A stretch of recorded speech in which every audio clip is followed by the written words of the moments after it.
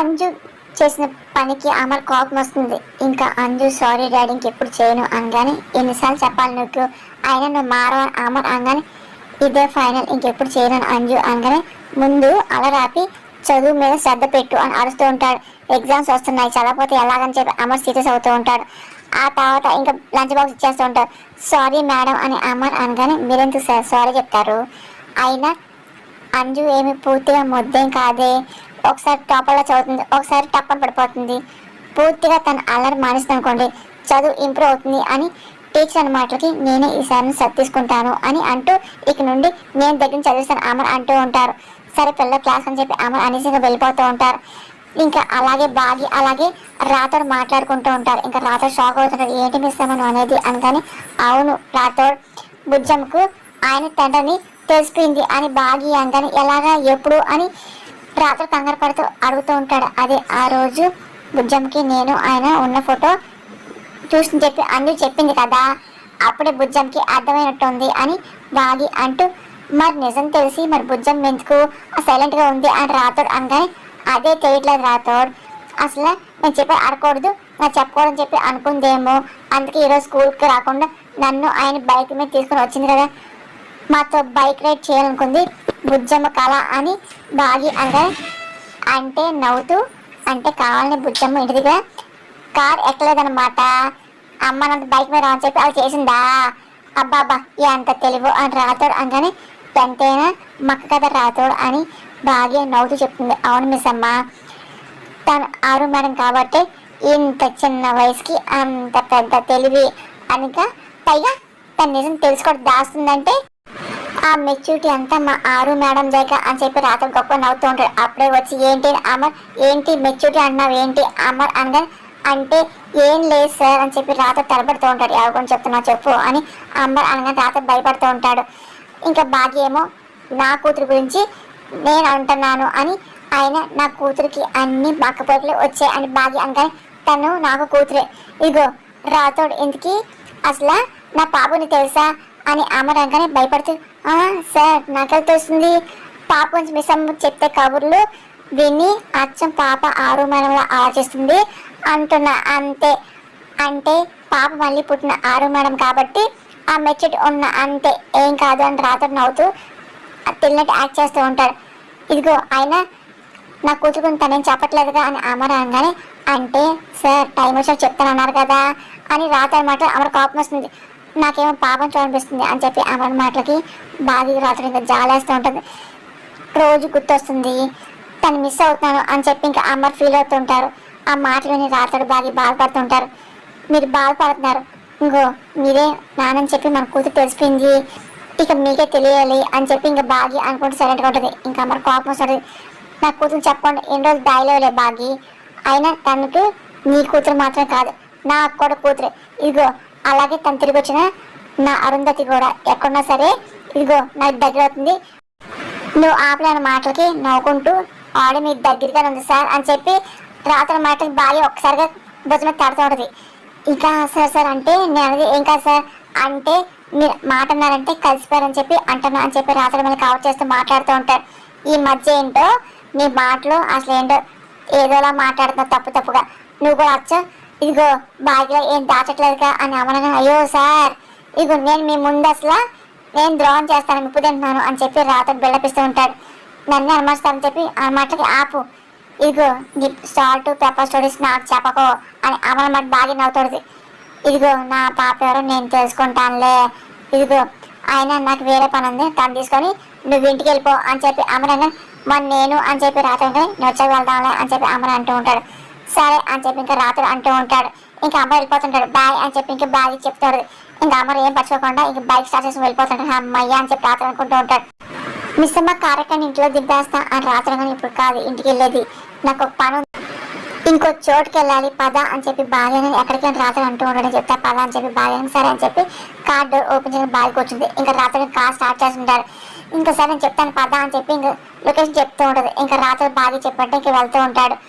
అక్కడేమో మనోహర్ ప్రశాంతంగా కూర్చొని ఫ్రూట్స్ తింటూ ఉంటుంది. ఈ మధ్య నేను హెల్త్ మీద అన్నం మీద శ్రద్ధ పట్టలేదు, అందుకే బాగా నాకు గట్టి పోటీ ఇస్తుంది అని చెప్పి ఇదిగో అందుకే ఈ మధ్య బాగి నాకంటే అందం కనిపిస్తుంది, అందుకని ఇంకా ఫ్రూట్స్ తినాలి, ఇదిగో అలాగే మిల్క్ షేక్ తాగాలి, నా హెల్త్ నేను కంట్రోల్ చేసుకోవాలి, నేను బాగుండాలి అని చెప్పి మనం అంటూ ఇంకా ఫ్రూట్స్ తింటూ ఉంటుంది.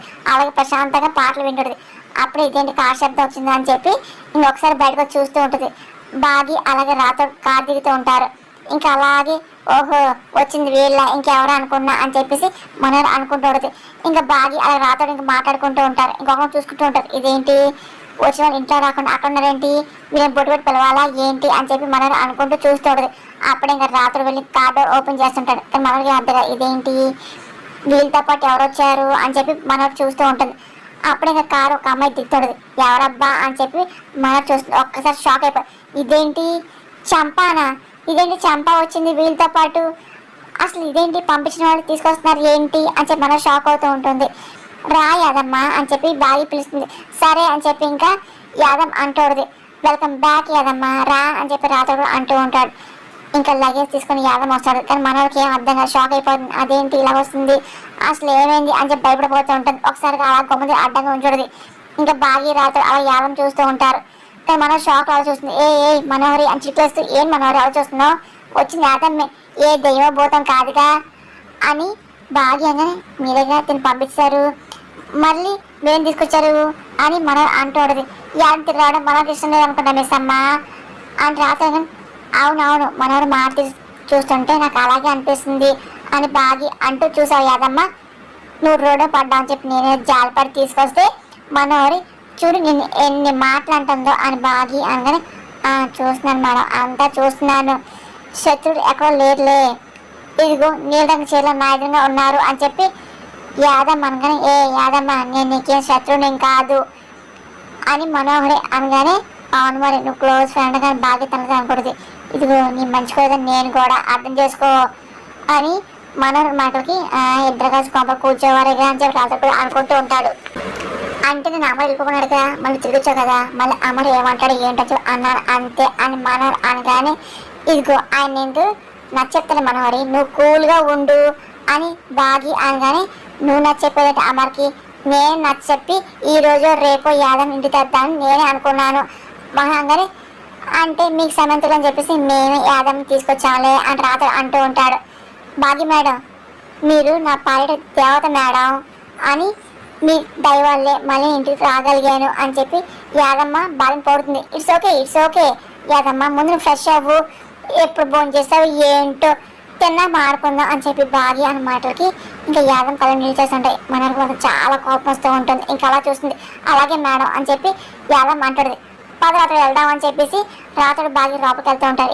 చంపా ఏంటి బాగి దేవతాదిని పోతున్నావు అని మనోహర్ అనగానే మరి నన్ను ఇంటికి తీసుకొచ్చిన బాగి మేడమే కదా యాదమ్మ అనగానే నిన్ను తరివేస్తుంది కూడా అదే గుర్తుపెట్టుకో, మర్చిపోయావు ఏంటి, అయినా అసలు ఇంటికి మళ్ళీ తీసుకొచ్చింది ఏంటి నాకు అర్థం కావట్లా మనోహర్ అన్న మాటలకి నా పర్సు చూసి జాలిపడి తీసుకొచ్చింది అని యాదమ్మ అనగానే నాకు ఫోన్ చేసినట్టే బాయ్ కూడా ఫోన్ చేసి బతిలాడి ఇంటికి రమ్మన్నావా ఏంటి చెప్పు అలా అడిగావా అని మనం అనగానే నీ మీద ఒట్టి మనోహరి నేను అసలు ఏమీ చేయలేదు, నన్ను చూసి రోడ్డు పక్కన ఉంటే కారెక్కించుకొని తీసుకొచ్చింది అని యాదమ్మ అనగానే నేను చెప్పు నాకు తెలియకుండా మీ ఇద్దరు రాసింగా ఏంటి ఏమైనా చేస్తున్నారేంటి ఇద్దరు కలిసి అని మనం అనగానే నేను కల్పించేట్లు మీతో బాగి మేడంతో కాదు ఏంటి అలా ఏం లేదు మనోహరి అని యాదమ్మ అనగానే ఏమో ఇదిగో అసలు నువ్వు బతలాలేదు ఏం చేయలేదు ఫోన్ కూడా చేయలేదు, దాన్ని తీసుకొచ్చిందంటే ఏదో జరుగుతుంది తేడా కొడుతుంది, ఇదిగో ఒకటి నువ్వు అబద్ధం అని చెప్తూ ఉండాలి లేదా బాగి అంటే నీకు కూడా తెలియకుండా ఏమైనా గేమ్ ఆడుతుందేమో అని మన డౌట్ పడుతుంది. ఇదిగో నేనేం తప్పేం చేయలేదే మనోహరి, బాగి మేడం ఏ గేమ్ ఆడుతుంది నాకు నిజంగా తెలియదు యాదమ్మ అంటే బాగి నేను తీసుకొచ్చినప్పుడు నీతో ఏం మాట్లాడలేదా ఏం చెప్పలేదా అని మనం కానీ లేదు, అయినా నేను పడ్డ కష్టాలన్నీ ఓపికగా వింది అని యాదమ్మ ఇంకేం చెప్పలేదా ఏంటి అని మనం కానీ ఏంటని చెప్తున్నాను కదా అని చెప్పి యాదమ్మ సరే నువ్వు వెళ్ళి ఫ్రెష్ అవ్వ అని చెప్పి మనం అంటాడు. ఈ యాదమ్మ టాబుల్ వెళ్ళిపోతుంది. కానీ మనకి ఏదో డౌట్ వస్తుంది, అదేంటి తాను లేకుండా బాగి ఏ పని చేయదే అంటే చంపాని తనే కావును పంపించేసి మరి తనే కావును తీసుకొచ్చిందంటే బాగి ఏదో చేయబోతుంది అని చెప్పేసి మనకి డౌట్ వస్తుంది. ఇంకా అదే పనిగా యాదమ్మ తన చేతుకుని చూస్తూ ఉంటుంది. అలాగే మీరు పంగట్టుకుని నన్ను వెతుక్కుంటూ వచ్చారు, తీసుకెళ్తాంటున్నారు, మీ మేలు మర్చిపోలేను, మీరు 1000 బతకాలి అని యాదమంగానే, చూడు ఎంతైనా 5 ఏళ్ళు మా ఇంట్లో పనిచేసావు, ఇదిగో చూడు ఆయన ఎదుర్కోవడం మాకు చాలా బాధగా ఉంది యాదవ్వ అని బాగి అనగా, నీళ్ళని నమ్మిన బంటూ విశ్వాసం ఉన్నదాన్ని నేను ఎక్కడా చూడలేదు యాదమ్మ అని రాతాడు పోడుతూ ఉంటాడు. ఇదిగో చెక్ మనసు పెట్టుకోకుండా మళ్ళీ నువ్వు మా ఇంటికి రావాలి, వస్తే నాకు చాలా థ్యాంక్స్ యాదమ్మ, రాతాడు ఇలా ఇవ్వు అని చెప్పి అంటూ ఇదిగో తాయి తీసుకొడుతుంది. ఇదిగో చూడు అని చెప్పి బాగి చూపిస్తాడు. కానీ యాదమ్మకి అర్థం కాదు ఇదేంటి చూస్తుంది. ఇదిగో ఈ తాయి నీ చేతి కడతాను బాగి అనగానే, ఇదిగో ఏ దెయ్యాలు భూతాలు రాకుండా ఉంటాడని చెప్పేసి బాగి అంటూ యాదమ్మకి తాడు కడుతూ ఉంటుంది. ఇంకా అలాగే యాదమ్మ చూస్తూ ఉంటుంది. ఇది నీ దగ్గర ఏ వచ్చినా మాకు తెలిసిపోతుంది అని బాగి ఫ్లోలో అంటుంది. ఏంటి మనం యాదమ్మ కానీ, ఏం లేదు నీ దగ్గర దుశ్శక్తి ఏమి రాదంటున్నా, సరే సరే వెళ్దామా పద అని చెప్పి బాగి వెళ్ళిపోవడం. అంతా యాదమ్మ తాయి గుర్తెచ్చుకుంటూ ఉంటుంది. అసలు తాయి గురించి మనం చెప్పాలా వద్దా అని చెప్పి యాదమ్మ అనుకుంటుంది. ఇంకా అసలు యాదమ్మ అలా మనం ఏం మాట్లాడుకుంటే మొత్తం అంతా మనం వినచ్చలే అని చెప్పి బాగి రాత్రి వింటూ ఉంటారు. ఆయన చెప్పడానికి ఏముంది ఉత్తి తాయితేగా అని చెప్పి యాదమ్మ అనుకుంటూ కామ్గా ఉంటుంది. అంటే అది ఉత్తి తాయితే ఏది యాదమ్మ, నువ్వు మనతో మాట్లాడే ప్రతి మాట మేము వింటాకి మిస్ తాయి మైక్రోఫోన్ పెట్టింది అని చెప్పి ఇంకా రాత్రి అనుకుంటూ నవ్వుకుంటూ ఉంటాడు. ఎలా ఫిట్ చేసిన మొత్తం అంత ఇద్దరు గుర్తెచ్చుకుంటూ ఉంటారు. ఇంకా అదే పని నవ్వుకుంటూ ఉంటారు. నువ్వు మనవారు ఏం మాకు సరే మాకు మొత్తం అన్ని వెంటాయిగా అని చెప్పి రాత్రి అదే పని నవ్వుకుంటూ ఉంటాడు. మనవారిని ఇంటిని పంపించాలంటే ఈ సరైన సాక్ష్యం కావాలి కదా రాతోడు అని బాగి అనగానే, అందుకే మిస్ అమ్మ మనవారి స్నేహితుడనే యాదవ్ని ఇలా ఎతికి మరి ఇంటికి తీసుకొచ్చాము అని రాతోడు అనగానే, ఈశా నుండి మనవారి ఆ యాదవ్ ఏం మాడుకున్నా మన ఇష్టం అన్ని వినొచ్చు అని బాగి అనగానే, మనం వినడమే కాదు సార్ కూడా వినిపించచ్చు అని భలే ప్లాన్ చేశాం మిస్ అమ్మ అని చెప్పి రాత నవ్వుకుంటూ ఉంటారు. ఇదిగో వలేసా ఆ చేపలు పడతాయి చూడాలి అని బాగి నవ్వుతాడు. ఇదిగో చేపలు అంటున్నారు, అక్కడేమో మా సార్ ఒక పెద్ద త్రిమంగళాన్ని రణవీర్ అనేవాడిని పట్టాడుగా, వాడు ఎప్పుడు నోటు తెస్తాడు ఏంటో అని చెప్పి రాతోడు అనుకుంటూ ఉంటారు. ఎలాగైనా సరే రాతోడేమో రణవీర్ గుట్టి ఎలాగైనా సార్ తెలుసు అనుకుంటారు. అలాగే మన విషయం తెలుసు అని చెప్పి అనుకుంటూ ఉంటారు. ఇంకా వాళ్ళ ప్రయత్నం వాళ్ళు చేస్తూ ఉంటారు. అక్కడ ఎస్ఐపీ అని చెప్పేసి అమెరికా వెళ్తాడు. అలాగే ఇద్దరు మనుషులు అడుగుతూ ఉంటారు. అంటే రణవీర్ తన భార్య గురించి మీదే చెప్పాలంట అని ఎస్ఐ అనమాట. అవునా అని చెప్పి సడన్ గా మార్పు ఏంటి అమరంగా, ఏమో సార్ వాళ్ళు బెయిల్ గురించి మాట్లాడుకోవడం అలాగే లాయర్ రావడం మొత్తం అంతా జరిగింది అని ఎస్ఐ అంటూ ఉంటాడు.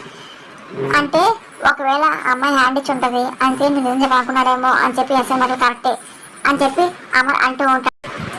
ఎలాగున్నా రణవీర్ అమర్ అనగానే, నా కూతురు ఎలాగుందో రణవీర్ అడుగుతుంటాడు. ఫస్ట్ టైం అనుకుంటా నీ కూతురు ఎక్కడుందో అడగడం మానేసి నీ కూతురు ఎలాగుందని అడుగుతున్నాను అమర్ అనగానే, నాకు కావాలి తన క్షేమం అని చెప్పి రణవీర్ అంటూ ఉంటారు. తన క్షేమంగా సంతోషంగా ఉంది, నువ్వు ఊచిన దానికంటే చాలా ఘనంగా ఉందని అమర్ అంటూ ఉండగానే గొప్పగా అంటూ గొప్పగా చెప్తూ ఉంటాడు. ఆ మాటలు రణవీర్ సంతోషపడుతుంటాడు. ఏంటి నా మాటలు నమ్మవా ఏంటి, పాప నాకు చెప్పేస్తే ఆస్తి కోసం అసలు తను ఏమైనా చేస్తానని చెప్పి నేను చెప్పలేదు అని చెప్పేసి అమర్ అనగానే, చాలా థ్యాంక్స్ అమర్, నా కూతురు కోసం నువ్వు కంగారు పడుతున్నావు అంటే నీ నలుగురు పిల్లలు సమానంగానే నా కూతురు చూసుకుందని చెప్పేసి నాకు అర్థమవుతుంది. అనాథాశ్రమం నుండి నా కూతురు తీసుకొచ్చావు. నీ భార్య అరుంధతికి నీ మంచి మనసుకి చాలా చాలా చాలా థ్యాంక్స్ అమరేంద్ర. నా కూతురు అని చెప్పని పర్లేదు, కానీ నీ కూతురు చూసుకుందని చెప్పి నాకు సంతోషంగా ఉంది. నీకు నా భార్య తెలియదు అంతేనా? ఇదిగో నాతో ఆ నిజం చెప్పించడానికి నేను మొత్తంలో ఏం ఉంచక్కర్లేదు, ప్రూఫ్స్ కూడా ఇదిగో నువ్వేం చేయించక్కర్లేదు, డాక్టర్ అవసరం కూడా ఏమీ లేవులే. ఇదిగో నేను నిజం చెప్తాను, నా కూతురు కోసం చెప్తాను ఆ రణవీర్ అనగానే, చెప్పు రణవీర్ నీ భార్య ఎవరు అని చెప్పి అమర్ అనగానే, తను నీకు బాగా తెలుసు రణవీర్ అనగానే, ఏంటి నాకు తెలిసిన మనిషి అమర్ కంగారు పడుతున్నాడు. అవును నీకు బాగా పరిచయమైన వ్యక్తే, నువ్వు ప్రతి క్లోజ్గా చూస్తున్న వ్యక్తే అని రణవీర్ అనగానే అమర్కి అర్థం ఆయన చూస్తూ ఉంటాడు. ఏంటి ఎవరు రణవీర్ అమర్ అనగానే, తను నీకు బాగా తెలుసు, నీ ప్రతి కదలిక అన్నీ తెలుసు, నన్ను నుండి చాలాసార్లు కాపాడింది, ఎందుకంటే నన్ను కాపాడే ప్రతిసారి తను నీ పక్కనే ఉంది అని చెప్పి ఇంకా రణవీర్ మాటలకి అమర్ ఆలోచన పడుతుంటాడు. అసలు ఎవరు నా పక్కన ఎవరున్నారు, అసలు ఎవరు అని చెప్పి తర్వాత అయిపోతూ ఉంటారు. ఎవరు తను అనుకుంటూ ఆలోచిస్తూ ఉంటాడు. ఇంకా రణవీర్ అలా గమనిస్తూ ఉంటాడు.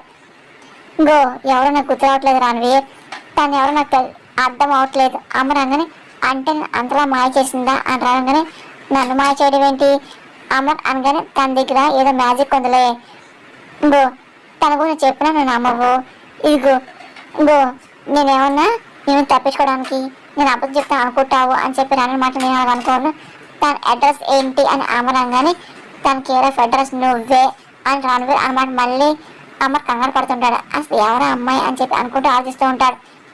ఎంతో ఆలోచించినా అసలు ఏం అర్థం కాదు. తన పేరు ఏంటి అని అమర్ అడుగుతుంటాడు. దాని పేరు చెప్పడం అసహ్యంగా ఉంది, చిరాగ్గా ఉంది, నాకు అదంటే ద్వేషం అని రణవీర్ ఆశపడుతూ ఉంటాడు. రణవీర్ మాటలకి తన పేరు అడ్రస్ చెప్పట్లేదు. తను ఎవరో కూడా నాకు చెప్పట్లేదు, ఎలా తెలుసుకోవాలి అమర్ అనగానే తన చిరునామా అసలు నువ్వే కదా, తన పేరు నీకు తెలుసు, తనకు తెలియంటే నువ్వు ఒక చోటకు వెళ్ళాలంటే రణవీర్ కానీ ఎక్కడికి వెళ్ళని చెప్పి అమర్ అంటూ ఉంటాడు. నా పాప ఎక్కడ తీసుకొచ్చి అక్కడికే వెళ్ళాలి, ఇదిగో అనాథాశ్రమంలో వెళ్ళి తన గురించి అడుగు, ఇదిగో అక్కడ నుండి నీ ఇన్వెస్టిగేషన్ మొత్తం అంతా నువ్వు స్టార్ట్ చెయ్యి, అప్పుడు తను ఎవరో నీకు తెలిసిపోతుంది అని రణవీర్ అనగానే తను ఎవరు నువ్వే చెప్పచ్చు కానీ అమర్ అంటూ ఉంటాడు. ఇదిగో నేను చెప్పాను కదా, ఇదిగో అసలు నేను చెప్తే నువ్వు నమ్మవు, అందుకే నీ అంతటి నువ్వే వెళ్ళి తెలుసుకోవాలి అని చెప్పి రణవీర్ అనమాట అమర్ వెళ్ళిపోతుంటాడు. అమర్ ఒక నిమిషం ఆగు అని చెప్పి రణవీర్ ఆపుతూ ఉంటాడు. ఇదిగో ఒక ముఖ్యమైన విషయం, తను చూడడానికి సాధారణ ఆడదానం ఉంటుంది కానీ చాలా డేంజర్ అని చెప్పి తన గురించి నీకు తెలిసిందనుకో, ఇగో నేను చంపడానికి కూడా వెనకాడదు అని చెప్పేసి రణవీర్ అన్న మాటలు అమర్ అసలు నా పక్కనే ఉండి నేను 20 చూసి నాకు తెలిసిన అమ్మాయి అసలు ఎవరో అని చెప్పి అమర్ అనుకుంటూ వెళ్తూ ఉంటాడు.